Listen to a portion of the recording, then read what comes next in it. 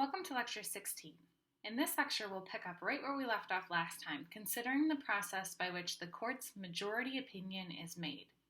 We will once again focus on the Supreme Court as a collegial body as we examine the interactions between the justices during the opinion writing stage of the judicial process. We will conclude our discussion today by examining the release of Supreme Court decisions through formal announcements, and we'll spend a bit more time looking into the relatively rare decision of dissenting justices to publicly announce their dissent from the bench. By now you ought to be very familiar with this process, so let's jump right in to situate where we're headed today. In the last lecture, we began to peer into the judicial process right after the conclusion of oral arguments. Specifically, we examined the conference vote, whereby the initial non-binding coalitions are formed. Recall that as the most senior member of the court, the Chief Justice kicks off the discussion of the case and typically casts the first vote, though he has the option to pass at this point to see how the other justices vote first. Upon conclusion of the vote, opinion assignments are made by the most senior justice in both the majority and dissenting coalitions. As we learned in the last lecture, the majority opinion assignment is a strategic one, as the Chief Justice balances his own policy goals with organizational efficiency. We turn now to the next step during the merit stage, focusing our attention on the circulation of opinion drafts. In particular, we'll take a look into the secretive process through which the coalition justices bargain and negotiate with the opinion author. Once the opinion bargaining concludes and final drafts are circulated, the justices cast their final, binding votes by signing on to an opinion. After everything is finalized, the court releases its decisions to the public through a formal announcement of its opinion. Most often, the majority opinion author summarizes and reads part of the majority opinion from the bench. Infrequently, the dissenting opinion author also takes time to publicly dissent from the bench. At the end of the lecture today, we'll look at when and why a dissenting opinion author chooses to vocalize his or her opposition to the majority opinion. The opinion writing process provides an opportunity for the justices to directly interact with one another. As in the last lecture, we're interested in how the collegial nature of the Supreme Court affects judicial behavior and case outcomes. So once again, since the strategic model emphasizes the interdependency between institutional, collegial, and political factors inherent in judicial decision-making, let's quickly review the central assumptions of the strategic model advanced by Maltzman, Spriggs, and Waldeck. The outcome postulate implies that justices prefer court outcomes and legal rules that reflect their policy preferences. But as the collective decision-making postulate highlights, the court's opinions are a product of the collegial body. Thus, the justices are constrained by the positions and actions of their colleagues. In the previous lecture, we saw that assigning justices tried to secure the content of the majority opinion through strategic opinion assignments. The same is true for the justice responsible for writing the majority opinion and for the members of the coalition not charged with authorship. All justices would like the content of the opinion to be reflective of their own ideal policy, but everyone has to contend with the preferences and actions of the other justices on the court. Keeping those postulates in mind, we'll answer several questions today. First, how does the court as a collegial unit produce its opinions? Second, how do coalition members respond to the drafts of the majority opinions circulated by the assigned author? Alternately, when and why do justices choose to bargain with the author? And when and why does the author choose to accommodate the requests of his or her colleagues? And as usual, we want to know what the empirical evidence says for the competing theoretical explanations of judicial decision-making. Then finally, we'll consider why some dissenting justices opt to take their disagreement with the majority public by orally announcing their dissent from the bench. After the opinion assignment is made, the assigned majority opinion author gets to work. Most justices rely on their law clerks to draft the first round of the majority opinion, though many of the justices have their own distinctive style. Justice Kennedy, for example, is known for his flowery prose, while former Justice Sandra Day O'Connor's opinions were devoid of such language. Crafting the first draft of the majority opinion is a lot of work, entailing massive amounts of research by the assigned author and his or her law clerks. They must necessarily review the details of the case, decide which precedents are in fact most applicable, and how to interpret the law. Additionally, the opinion author must be cognizant of the fact that he or she is responsible for maintaining the majority coalition. The other justices have an ability to craft their own opinions if they so choose, and because the conference votes are not binding, an alternative opinion could very well steal the votes of the coalition members, taking away the power vested in the assigned opinion author. So even at this very early stage in the opinion writing process, you can be sure that the author is paying attention to the preferences of the other justices. Given the incredible amount of research and resources invested in the first draft of the majority opinion, it should come as little surprise that it's a time-consuming and lengthy process. The average first draft of the majority opinion is circulated to the entire court in approximately 48 days, though there is considerable variation. For example, while just over 30% of the majority opinion first drafts are circulated within 4 weeks of the opinion assignment, nearly a quarter take 10 weeks or more to make their first circulation appearance. Once the majority opinion author has completed a first draft of the opinion, it is circulated to the entire conference.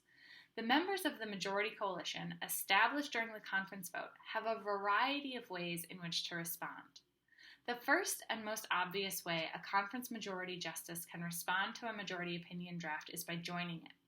If a justice agrees with the case disposition and the opinion content, the most common response is to send a memo to the majority opinion author indicating that he or she joins the opinion. This memo is called a joinder and typically contains the simple phrase, "Please join me." If, however, a justice in the conference majority is displeased with some aspect of the opinion, the justice has several means to try to persuade the opinion author to make changes that would pull the opinion closer to his or her own ideal point.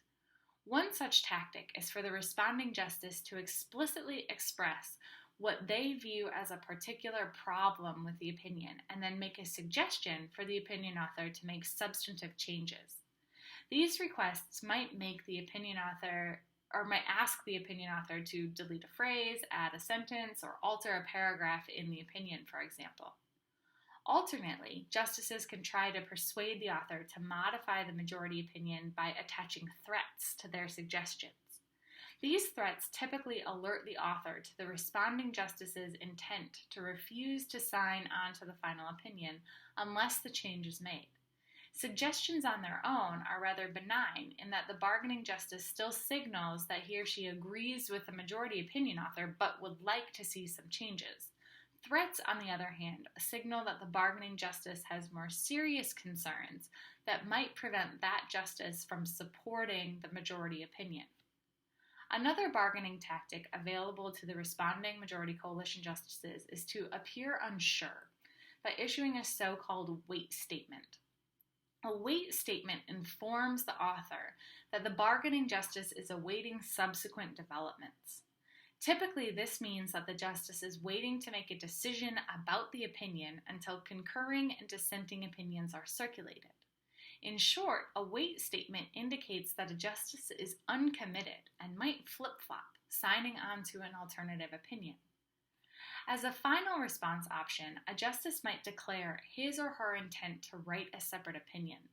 This option explicitly or implicitly lets the opinion author know that the justice has major objections to the majority's legal position articulated in the draft, and consequently, the justice wants to write a new opinion.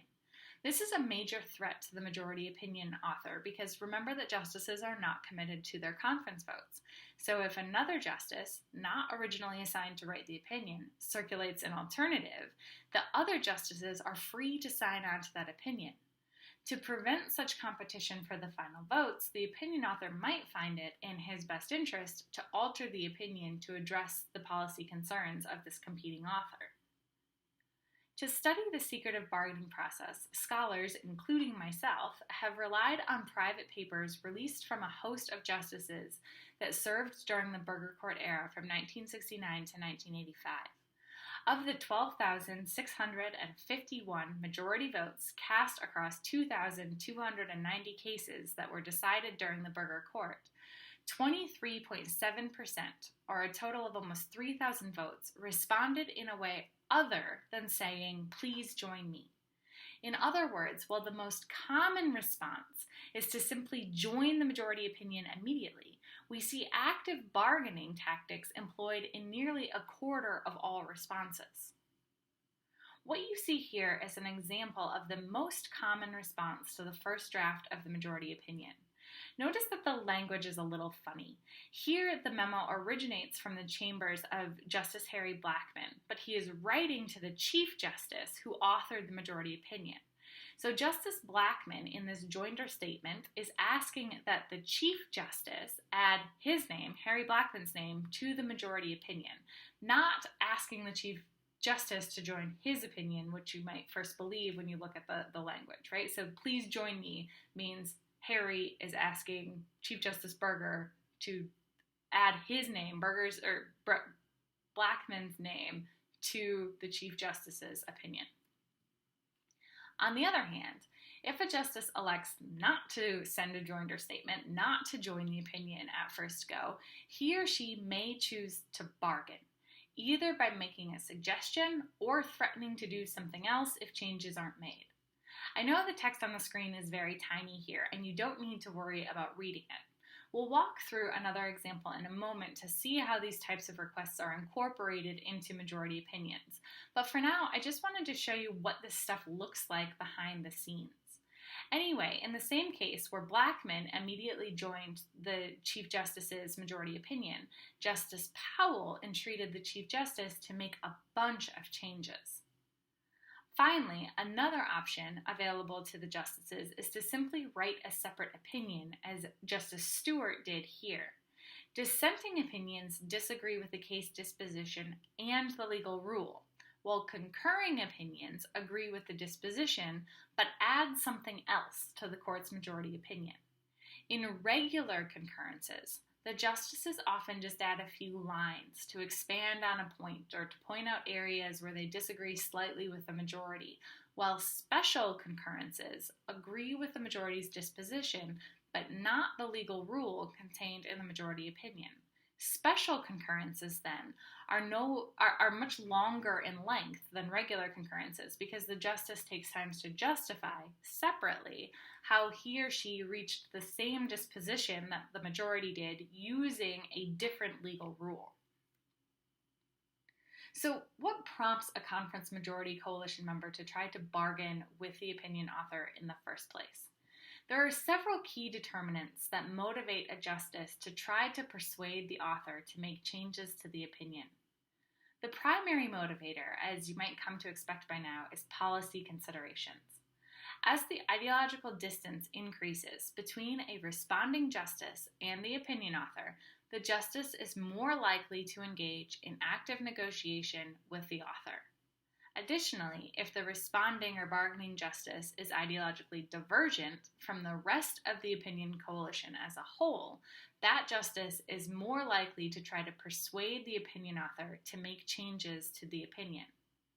The winning margin also plays an important role in whether or not a justice bargains with the assigned opinion author. Cases that are decided by a unanimous or near unanimous vote are far less likely to have active bargaining present. The explanation for this is quite intuitive. When the winning margin is large, the members of the winning coalition recognize that their individual votes do not carry as much weight, since the opinion author enjoys support from more justices on the court. Basically, the opinion author has votes to burn, so to speak, and is less likely to make accommodations at his or her colleagues' requests when they have a bigger winning coalition. So in an 8-1 decision or a 7-2 decision instead of the 5-4 decision. So recognizing this, justices are less likely to bargain in the first place, or maybe it signals that there's just more agreement about the case disposition and the legal rule, and so we see less bargaining as the size of the winning coalition grows. The justices are more likely to invest the time and opportunity cost to try to bargain with the opinion author in politically or legally salient cases. In cases that are of lesser importance, a justice is simply more likely to sign on to the majority opinion without active engagement. But in cases that carry more weight, justices have a greater incentive to influence the opinion content. As a result, we see more bargaining and negotiation between the justices in legally or politically salient cases. A justice's own institutional position also influences the likelihood that he or she engages in the bargaining process.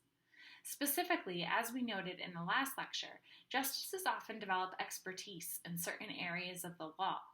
Experts in a particular area have greater knowledge and interest in cases that fall within that area, which increases their incentive to try to persuade the opinion author to modify the opinion in some way. A final interesting collegial factor determines the likelihood that a majority coalition member actively bargains with the author, namely the past cooperation between the two justices. Agreement in the past reduces the propensity that a responding justice will bargain and ask for things from the opinion author. It's really neat to see the norm of reciprocity develop on the collegial court. In other words, if the current opinion author has historically supported your opinions when you were the author, you are less likely to ask that author to accommodate your requests and vice versa. Such a norm fosters cooperation. And in fact, the degree of cooperation between the author and the responding justices is the single largest predictor of whether or not a justice engages with the majority opinion writer. We won't spend a ton of time on these results, but it's pretty neat to know that if the justices tend to get along as cooperation increases, they're far less likely to seek substantive changes from the majority opinion. So if you don't get along, there's not a history of cooperation, then the probability that you ask for a change to the opinion is about 35%. That drops to about 15% by about 20% if you cooperate in the past. So if this norm of cooperation, reciprocity has developed. All right, let's animate this process a bit and see bargaining and negotiation in action by taking a quick look at the 1974 case of Gilmore versus the City of Montgomery, Alabama, which is a civil rights case concerning the exclusive use of city parks by segregated private groups. In this case, Justice Blackmun was the assigned majority opinion author, and he fielded all types of responses from the members of the conference majority. As this memo shows, some justices, like Chief Justice Burger, immediately signed on to Blackmun's opinion draft. Notice the language contained in this joinder memo, where Burger writes simply, "Dear Harry, please join me." Other justices weren't quite as acquiescent as Chief Justice Burger and actively bargained with Blackmun to make changes to his opinion. And Blackmun accommodated many of the requests by his colleagues, circulating multiple drafts to reflect the changes requested by his colleagues. In the third draft that you're looking at here, Blackmun included a single word at the behest of Justice Rehnquist, adding an emphatic significantly to highlight the city's de jure promotion of segregation. And while that change was relatively minor, some changes were of greater magnitude. Rehnquist simply suggested that Blackmun add a word, and Blackmun did so. But Justice Brennan wrote a detailed, multi-page memo to Blackmun requesting numerous changes at various points of the opinion. His heavy-handed memo also included the threat that if Blackmun was unable or unwilling to include the changes, he would write a separate opinion. And so in the fourth draft, Blackmun added nearly 2 paragraphs addressing Justice Brennan's concerns about the district court's evaluation of the city's involvement in hindering desegregation through unequal support of groups with racially exclusionary policies.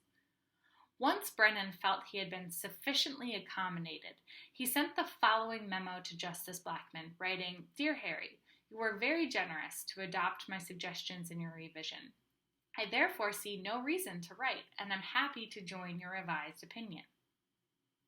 While that might seem like a happy ending to the story, serving as a tale of negotiation success, the tale doesn't end there. Because Brennan requested such major substantive changes, of which Blackmun tried to accommodate, the 2 justices met opposition from the other members of the majority coalition who felt that Brennan pushed Blackmun's opinion too far. Facing a quickly dissolving majority, Blackmun had to revise the opinion again, removing some of the language that Brennan had initially suggested to make it more palatable for the remaining conference majority members. In this maneuver, Blackmun was able to maintain control over the opinion, but in the end, Brennan wound up issuing a separate concurring opinion, though it was much more limited in scope than had he not been accommodated at all. In the Gilmore case, Blackmun circulated a total of 6 majority opinion drafts before the bargaining process was complete, and the justices cast their final votes in favor of the opinion. Such extreme bargaining is relatively uncommon. Indeed, less than 5% of all cases have so many drafts circulated to the conference. However, it should be noted that in the vast majority of cases, the majority opinion undergoes some sort of revision and is recirculated multiple times. 34% of cases see 2 drafts of the majority opinion circulated before final votes, and 30% of the cases have 3 drafts. And roughly 15% of cases have 4 drafts of the majority opinion circulated before it's finalized. The Gilmore case served to show that opinion authors frequently accommodate the requests of their colleagues. But what determines when an author is likely to do so? Empirical scholarship reveals that there are several key factors to explain when the majority opinion author is more or less likely to accommodate his or her colleagues. This is what my research is. So I'm showing you some of my results here. And we didn't dive much into many of these things. I didn't require, for example, that you read a whole bunch of dense theory, but much of my work seeks to explain why some justices are more persuasive than others, and why some justices seem to have unique strategic advantages. And I find that where a justice sits ideologically matters for the opinion writing process. Specifically, a justice who sits at the ideological center of the winning coalition is more likely to be accommodated by the author. But justices who sit at the median position of the entire court are less willing to negotiate over the majority opinion content when they are authors. So we're looking at 2 separate median members. So the first is the median member of the majority coalition. So let's say that we have a 5-4 decision and it's a liberal decision. So thinking about what this looks like, right? It's the third person, the middle member of those 5 that is going to be most likely to be accommodated by the author. If, however, the median member of the entire court writes the majority opinion, that author is less likely to take into account the requests from his or her colleagues and just isn't as accommodating, because that median justice, the swing justice, might see that they have greater control and that none of the justices to their left or right are probably going to switch positions, and so their threats might not carry as much weight. And so those median authors aren't more likely to get their way if they make requests, but they are less likely to negotiate over the content of the opinions. Perhaps unsurprisingly, as we saw in Gilmore, what the bargaining justices ask for also systematically affects the author's willingness to make a change. Requests for minor changes, like word choice or clarification of a section, are almost always adopted, while authors are less likely to adopt requests to change the scope of the legal rule as it pertains to downstream policy consequences. I also find that majority opinion authors take seriously the threats employed by his or her colleagues. If a bargaining justice threatens the stability of the majority coalition, the author is more likely to adopt the request than she otherwise would be. One of the interesting dynamics that we observe here is that while bargaining tactics are more likely to be employed in politically salient cases, the opinion author is less likely to accommodate his or her colleagues in such cases.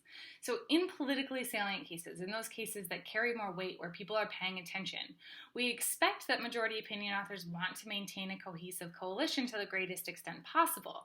However, they also care much more about making sure that their own views are translated into effective public policy, because those cases are more likely to be dissected by the mass media, by scholars, by other branches of government. And so the the opinion author has an incentive to craft a high-quality opinion from the outset. And so even though we see that there's more bargaining in those salient cases, the opinion author seems reluctant to adopt those changes. I'll show you the magnitude on the next screen, so it's a really slightly statistically significant effect here, but it is a pattern that we observe. As with the decision to actively engage in bargaining, the vote margin in a case influences the author's willingness to alter the opinion. When the author enjoys a unanimous or near unanimous conference vote, he or she is far less likely to make adjustments and circulate subsequent drafts. However, when the conference vote is split in a 5-4 initial decision and the author only has the narrowest majority, the author is much more likely to accommodate changes requested by her colleagues. In other words, the assigned opinion author recognizes the fragility of the coalition and works harder to keep every vote. Finally, majority opinion authors face institutional constraints in their ability to negotiate with the members of the majority coalition. Specifically, sometimes authors face time constraints. Recall that writing a majority opinion, even producing the initial draft, soaks up a ton of time and resources. At the end of the term, the authoring justice simply has less time to devote to an opinion and is therefore less likely to respond favorably to requests made by members of the conference coalition, because that would require subsequent drafts. It might make the likelihood that other justices disagree with those changes increase. And so we see that towards the end of the term, even if other justices are bargaining, the author is less likely to adopt those changes that the bargainers are asking for. For those of you who are more graphically inclined, here's a graphical representation of the results from the previous slide. Since it's merely a summary of what I just said, in the interest of time, I won't go over this in detail, but feel free to engage with me on the discussion forum if you have questions. Taken together, the bargaining and negotiation process during the opinion writing stage can quite aptly be characterized as a collegial game, as the justices frequently employ various tactics to persuade one another to alter the content of the court's opinion. Given the success of such bargaining tactics, the collegial interactions at this point in the judicial process provide evidence against the attitudinal model. While the justices seem to be driven primarily by policy considerations, the collegial aspect of the court's decision-making process lends support to the strategic model, as we see that the majority opinion author is cognizant of his colleagues' preferences and even deviates from his ideal point to accommodate colleagues' requests. Moreover, we once again note that the institutional rules and norms influence judicial behavior. For example, we found that things like case salience, end-of-term considerations, norms of cooperation on the court reduces the likelihood that a justice engages in active bargaining in the first place. Once the majority, dissenting, and separate opinions have all been finalized and the justices cast their final votes, the court releases its opinions to the public. The court typically lets the world know a few days ahead of time that it's about to release a few opinions, but the specific cases are kept under wraps until the official announcement. On the scheduled date, the Chief Justice announces the docket number, the title of the case, and introduces the justice who will present the court's decision. Most often, the majority opinion author is tasked with this announcement. The author provides a summary of the case and frequently reads a portion of the written opinion. Upon conclusion of the announcement, the opinion is released to the public. While all majority opinions are formally announced in this manner, it is quite atypical for authors of dissenting or concurring opinions to publicly announce their decisions. Given the rarity of this event, it's especially noteworthy when the divisions among members of the court run so deep that a justice vocalizes his opposition to the majority. In the 1988-1989 term, the Supreme Court heard oral arguments in a case called Webster v. Reproductive Health Services, which presented a major threat to Roe v. Wade. While the court's majority failed to overturn Roe, it did enhance states' ability to restrict abortions. The legal policy determined by the court's majority opinion so troubled Justice Blackmun, who had penned the original decision in Roe, that he wrote a dissenting opinion. While the dissent itself is unremarkable, Blackmun took it a step further and announced his dissent publicly from the Supreme Court bench. He spoke for 10 minutes in what a court reporter described as a grave, angry, and distressed tone. An article in the New York Times confirmed the downtrodden tone of Blackmun's oral presentation, noting that he sounded weary and sorrowful. His monologue certainly garnered attention as it highlighted the divisions on the nation's highest court. And as this snapshot of a draft of his final 3 sentences makes clear, Blackmun labored over the language he used to convey his distress. In his final line, Blackmun bleakly predicted that the signs are evident and very ominous, and a chill wind blows. And with that, Blackmun spoke perhaps the most famous words from a dissent from the bench in the last 30 years. This passionate dissent raises a broader question about opinion announcements. Specifically, when and why do dissenting justices opt to publicly announce their dissent from the bench? Like so much we've studied this semester, this is a hard concept to get a handle on, particularly because of limited data availability. The audio files of opinion announcements are only available beginning in the 1980s, but 30 years worth of data reveal quite a bit about the decision to publicly dissent. In particular, the decision to vocalize displeasure with the majority opinion is driven primarily by 2 factors. The first is the most predictable. A justice is more likely to publicly dissent if he or she is ideologically removed from the majority opinion author. And second, a justice is more likely to dissent from the bench if the case holds personal salience to a justice. In other words, if the case entails a topic that is especially near and dear to a justice's heart, like Blackmun and abortion, and the justice lands in the minority of the court, that justice is more likely to take the extraordinary step to verbalize his or her opinion before a public audience.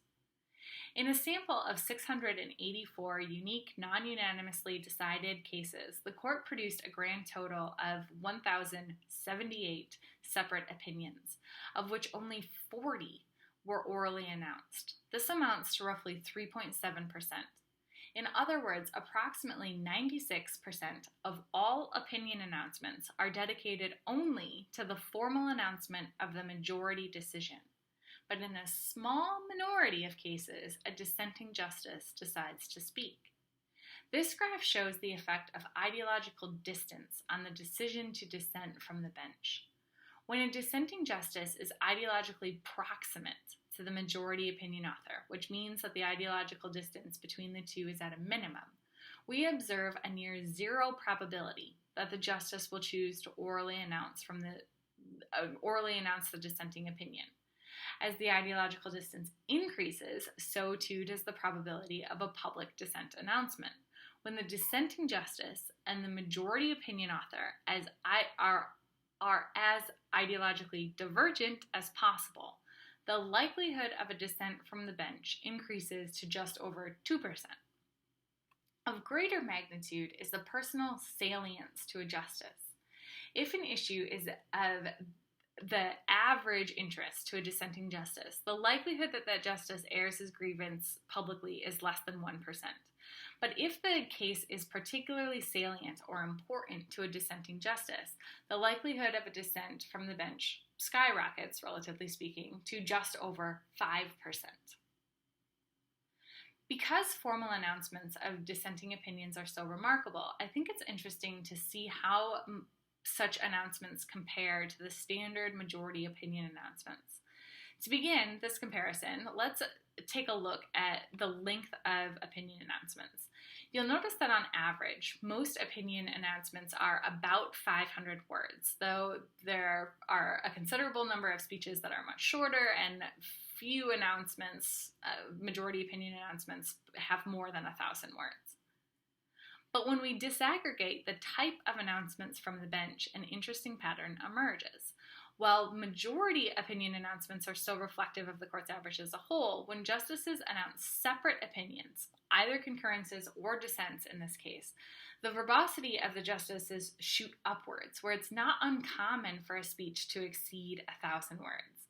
Dissent announcements are frequently twice as long as majority opinion announcements, perhaps conveying the passion contained in such decisions.